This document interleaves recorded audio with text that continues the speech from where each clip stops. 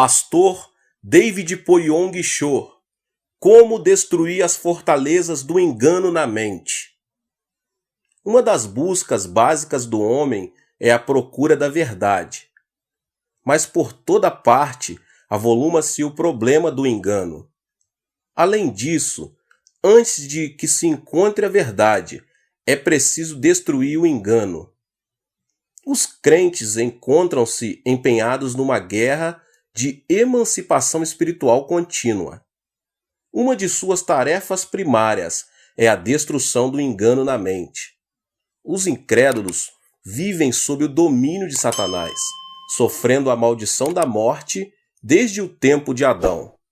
Não apenas temos a responsabilidade de destruir o engano ao nosso redor, mas também somos obrigados a lutar a fim de livrar os outros dele. A chave da destruição do engano encontra-se na palavra de Deus, a Bíblia.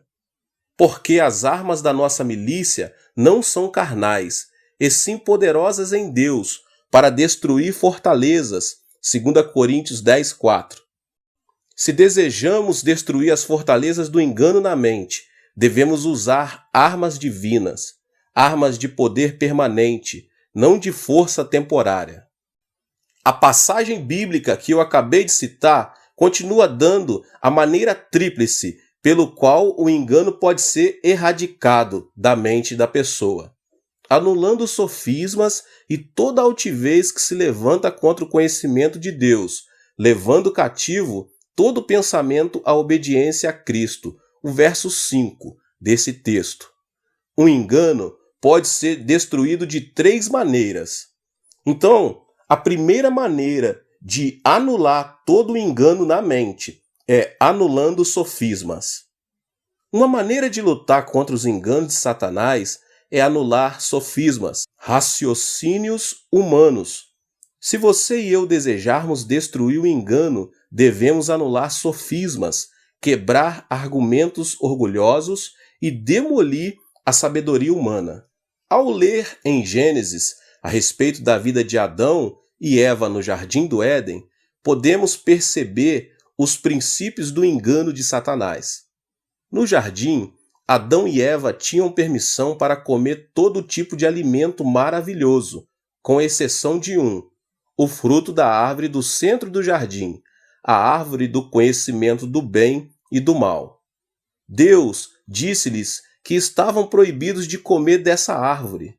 De toda a árvore do jardim comerás, mas da árvore do conhecimento do bem e do mal não comerás, porque no dia em que comeres dela, certamente morrerás. Isso está em Gênesis, no capítulo 2, versos 16 e 17. Em certo sentido, a árvore do conhecimento do bem e do mal era o fruto do raciocínio. Deus tinha e ainda tem autoridade absoluta. Seus mandamentos devem ser obedecidos incondicionalmente, sem o uso do raciocínio humano, referente ao bem e ao mal. Ao entrar Satanás no Jardim do Éden, manobrou a situação de tal maneira que o mandamento de Deus tornou-se objeto de sofismas, raciocínios sobre o bem e o mal. A história do livro de Gênesis ressalta tal fato. Mas a serpente, mais sagaz que todos os animais selváticos que o Senhor tinha feito, disse à mulher: E assim que Deus disse, não comereis de toda a árvore do jardim? Respondeu-lhe a mulher: Do fruto das árvores do jardim podemos comer, mas do fruto da árvore que está no meio do jardim, disse Deus: Dele não comereis, nem tocareis nele, para que não morrais. Então a serpente disse à mulher: É certo que não morrereis. Porque Deus sabe que no dia em que dele comerdes, se vos abrirão os olhos, e como Deus, sereis conhecedores do bem e do mal. Isso está em Gênesis, no capítulo 3. Os raciocínios centralizados no homem sobre o bem e o mal requerem que a posição do homem na presença de Deus passe de um ser criado a de um ser independente. Se o homem vir os mandamentos de Deus apenas com a sua própria medida de bem e mal, afirma ser igual ao seu Criador, está no mesmo nível de pensamento e tomada de decisão de Deus. Na realidade, isto é rebelião. Satanás tentou trazer a palavra de Deus ao ponto do argumento perante Eva, mas jamais se deve discutir com a palavra divina. Os mandamentos de Deus devem ser executados com detalhes. Foi aqui que Adão e Eva cometeram o grande erro.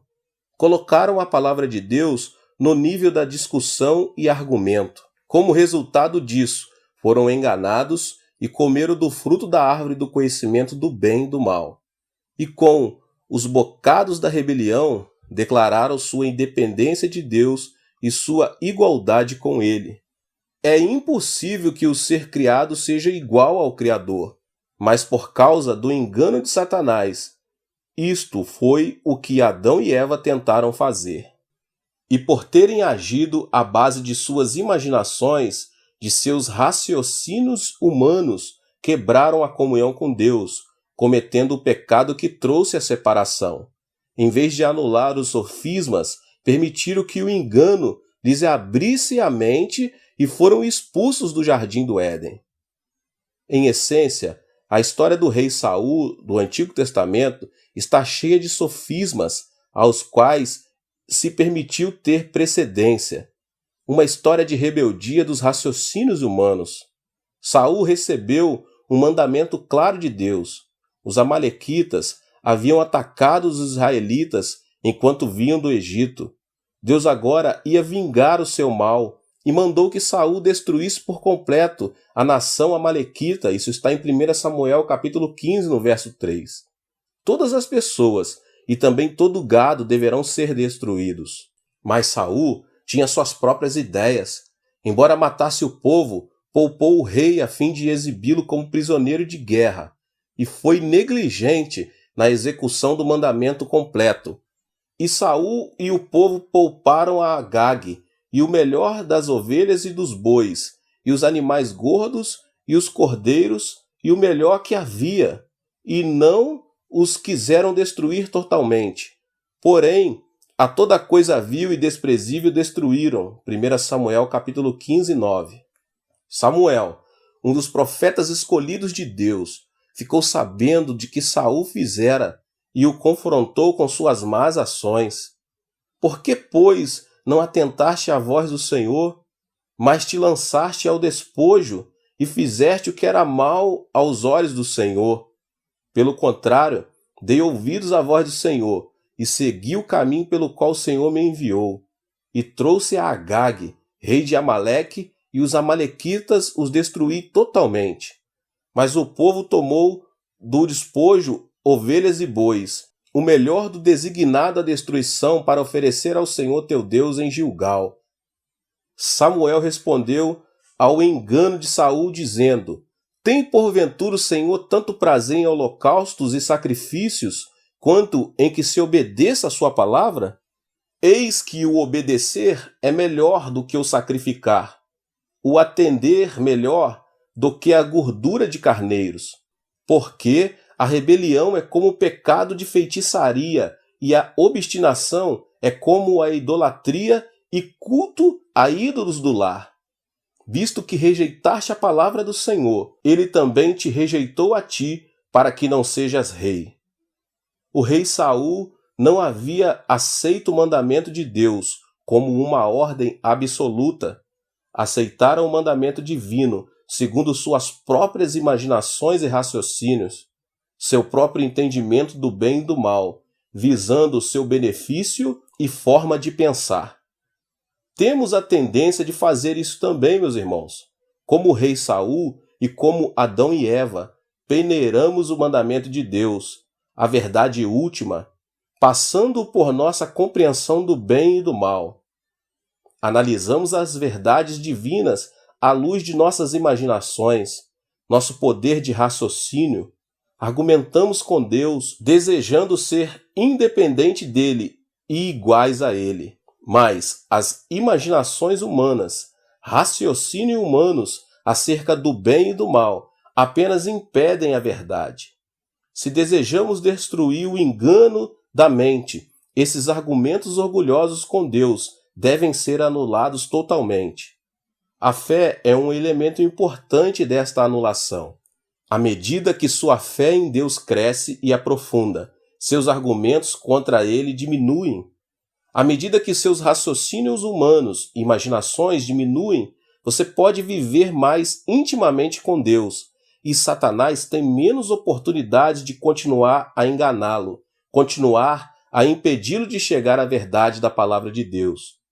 De modo que anulemos nossos sofismas, nossos raciocínios humanos. Obedecemos aos mandamentos de Deus sem questioná-lo, anulando assim nossos próprios sofismas, permitindo que a verdade de Deus brilhe com todo o seu resplendor. A segunda maneira de anular toda a fortaleza do engano na mente é anulando toda altivez. Podemos destruir o engano da mente, anulando toda altivez que se levanta contra o conhecimento de Deus. Esse é o verso 5 de 2 Coríntios capítulo 10. A construção da Torre de Babel retrata esse tipo de engano. Nessa época, as relações de Deus com o povo da terra eram boas. Depois do dilúvio, Deus prometeu: enquanto durar a terra, não deixará de haver sementeira e ceifa, frio e calor, verão e inverno, dia e noite. Gênesis 8:22. Deus completou esta promessa de continuidade perpétua com um conjunto claro de instruções: sede fecundos e multiplicai-vos, povoai a terra e multiplicai-vos nela. Gênesis 9:7. Mas o povo rebelou-se contra o plano de Deus. Ora, em toda a terra havia apenas uma linguagem e uma maneira de falar. Sucedeu que, partindo eles do Oriente, deram uma planície na terra de Sinear e habitaram ali. E disseram uns aos outros: vinde, façamos tijolos e queimemo-los bem. Os tijolos serviram-lhe de pedra e o betume de argamassa.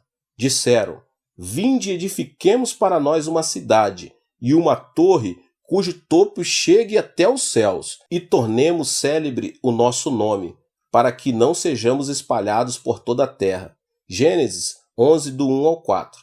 Note a intenção deles de construírem uma torre cujo topo chegue até os céus, a fim de que não sejamos espalhados por toda a terra.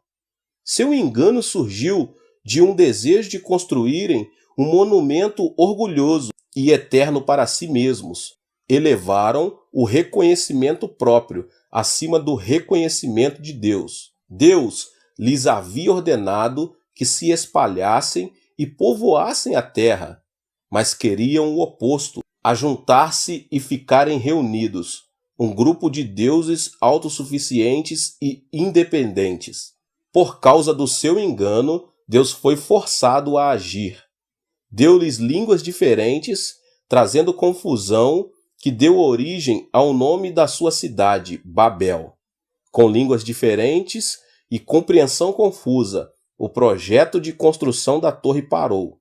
E logo começaram a espalhar-se mais, usando grupos de língua comum como pontos de unidade. Este mesmo tipo de ocorrência tem se dado repetidamente. Quando procuramos exaltar-nos a nós mesmos acima de Deus, tornamo-nos parte de um engano que deve ser confundido e detido. A linguagem é o veículo de ideias e ideologias. Por todo o mundo há múltiplas ideologias: comunismo, capitalismo, neutralismo, humanismo. A humanidade está sendo confundida, assim como o povo foi confundido na Torre de Babel, porque tem tentado elevar-se à igualdade com Deus, em desobediência a seus mandamentos. Por esse motivo, Deus tem permitido que um espírito de confusão domine o mundo todo hoje. A destruição do Império Romano também exemplifica este tipo de engano. A hierarquia religiosa romana tornou-se uma torre de Babel espiritual. Então Deus fez com que esse grande império se confundisse. Dividiu-se em dois, do Oriente e do Ocidente, que foram destruídos por invasões de bárbaros. outras civilizações também trouxeram consigo este engano destrutivo. O historiador Toynbee escreveu que no século XX, mais de 20 civilizações se levantaram e caíram. Toda a altivez que se levanta a si mesma contra o conhecimento de Deus deve ser anulada. E a terceira e última maneira de destruir as fortalezas do engano na mente são os pensamentos cativos. Um terceiro modo pelo qual podemos destruir o engano é levar cativo todo pensamento à obediência de Cristo. Nestas palavras encontra-se uma importante verdade. Se captarmos os pensamentos de alguém, teremos capturado tal pessoa. Pense no momento em que o mundo do comércio usa a comunicação de massas. Ligue a televisão, o rádio e dê uma olhada nos jornais. Por todos os lados você vê anúncios. Esta é a era da propaganda e nossa sociedade está inundada com anúncios. Alguns dias atrás, meus 3 netos viam televisão e apareceu uma propaganda de macarrão instantâneo. Foram à minha esposa dizendo: existe um novo tipo de macarrão. Por favor, compre para nós. Quando cheguei em casa, vindo da igreja, meu segundo filho correu para a cozinha, abraçando um pacote novo de macarrão. Papai, exclamou ele, olhe só, vamos comer macarrão do jeito que eles mostraram na televisão. Mediante a propaganda constante, o mundo comercial capta os pensamentos e imaginações do público. Indireta ou subconscientemente, o público, você e eu, estamos sendo controlados pela comunicação de massas.